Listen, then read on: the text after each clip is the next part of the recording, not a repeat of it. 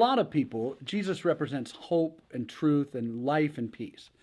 For another whole group of people, Jesus and his followers represent pain and historical injustice for the many errors and crimes of his church. Our goal is to find out who Jesus really was and why he still matters to millions of people all over the world.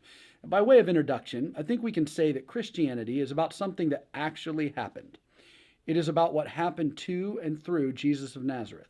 It's not about a new moral teaching. It's not about going to heaven when we die. And it's not about the belief that it is about the belief that the living God, in fulfillment of the promise and the covenants, brought Jesus to find, save, and give new life to people. That is the story, and Jesus is the climax. One of the cool things about Jesus is that thousands of years after he died, he still awakens hope inside millions of people. During his life, Jesus asked his friend Peter, "Who do you say that I am?" And that might still be the most important question in all of Christianity. Who do we say Jesus is? Now, historically, there's a great deal of evidence for Jesus' existence. In fact, it is rarely even disputed. There is evidence from the Gospels, but also from other Christian writings, and furthermore, there is evidence from non-Christian sources.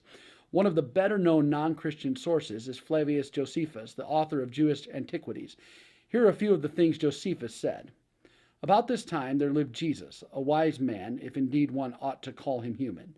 But he was one who brought surprising feats and was a teacher of such people as accepted the truth gladly. He won over many Jews and many of the Greeks. He was the Messiah.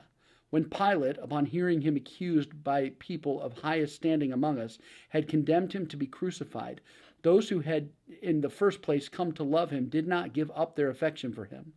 On the third day he appeared to them, restored to life, for prophets of God had prophesied these and countless other marvelous things about him. And the tribe of Christians so called after him has still to this day not disappeared.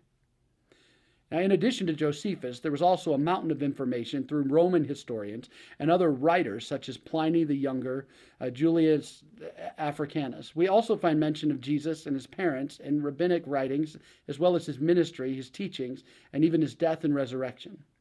Obviously, there's a lot of information out there about who Jesus was.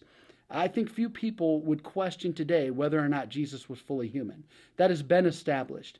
He had a human body, he was hungry, he had human emotions, he was angry, he loved, he was sad, he had human experiences, he was even tempted. Now, he learned, he worked, he obeyed his parents. Most people accept that. The tension surrounding Jesus comes when someone raises the question about Jesus' divinity. Was Jesus fully God, or was Jesus simply a great man and a really good teacher?